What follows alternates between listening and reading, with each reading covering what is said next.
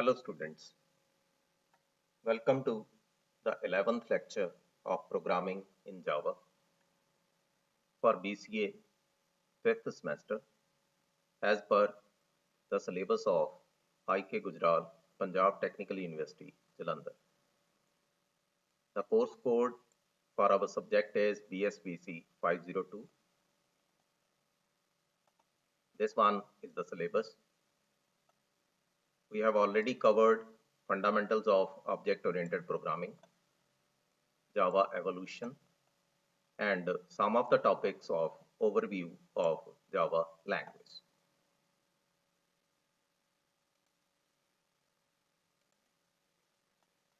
The today's topic I am going to discuss is Java tokens, Java statement, and implementation of simple Java program.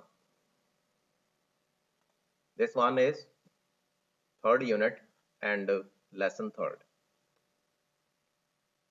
First of all, what is the meaning of Java tokens? The keywords, constants, variables, all lie inside Java token. Let us study first of all what is the meaning of this. A token is the smallest element of a program that is meaningful to the compiler. Means compiler can read that content. Tokens can be classified as follows.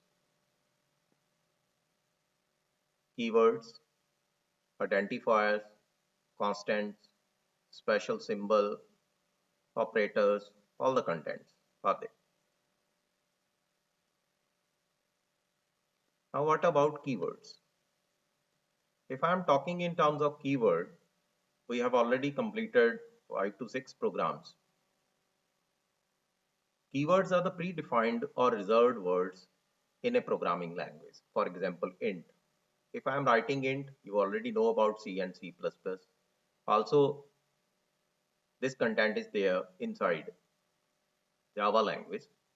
Int stands for integer value. If I am writing float, it means I am talking in terms of decimal value.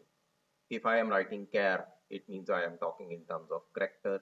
If I am writing string, it means I am talking in terms of string value. String may be the combination of your alphanumeric values also. You already know about this. These are basically the keywords. Each keyword is meant to perform a specific function in a program. Since keywords are referred, this one is the important point, third one.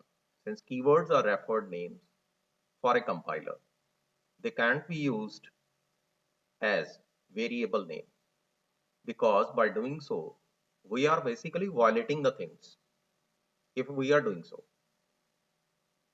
Because by doing so, we are trying to assign a new meaning to the keyword, which is not allowed. Inside a particular compiler, you can't do like that. That's the list of keywords. Some of the keywords we have already completed with the content, but later on, we will try to cover the maximum keywords inside our course of Java. Next one is identifier. What do you mean by identifier? Identifiers are used as the general terminology for naming of variables, functions, and arrays. These are similar to your variable names.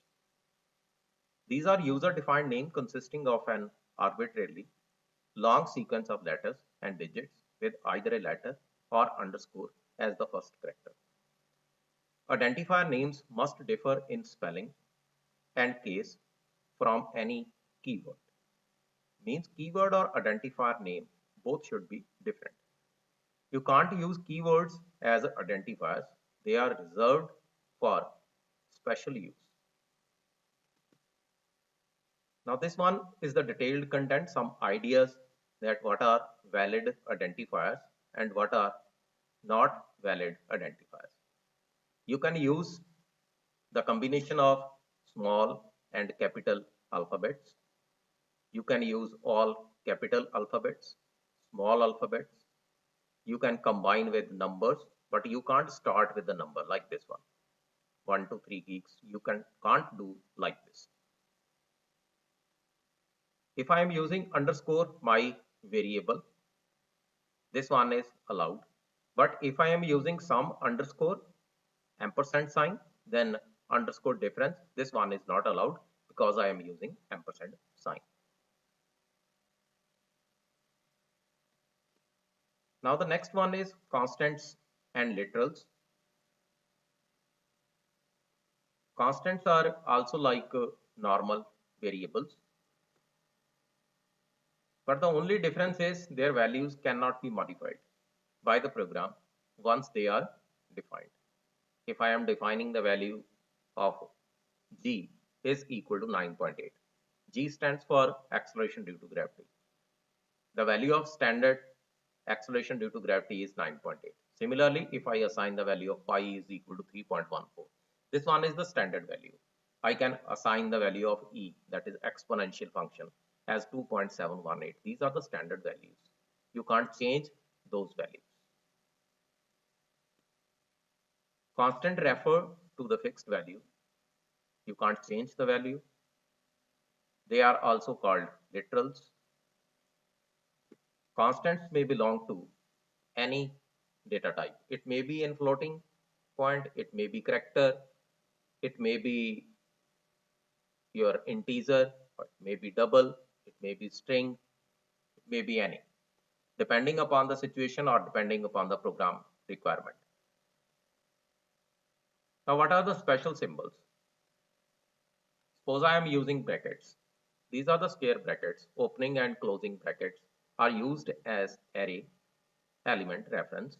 Basically, these brackets are used for array. But if I am talking in terms of Python, it may be some other meaning. These indicate single and multi-dimensional subscript. Then parentheses, the round brackets are there. These special symbols are used to indicate function calls and function parameters. Suppose I have to declare one name, then I can use that for constructor. Suppose the name of the class is computer. I can use computer, then round bracket open and close. It means I am designing constructor. If I am writing some method, I can give the return type void, then method name, then round brackets open and close. For that, I can use parentheses. And next one is braces.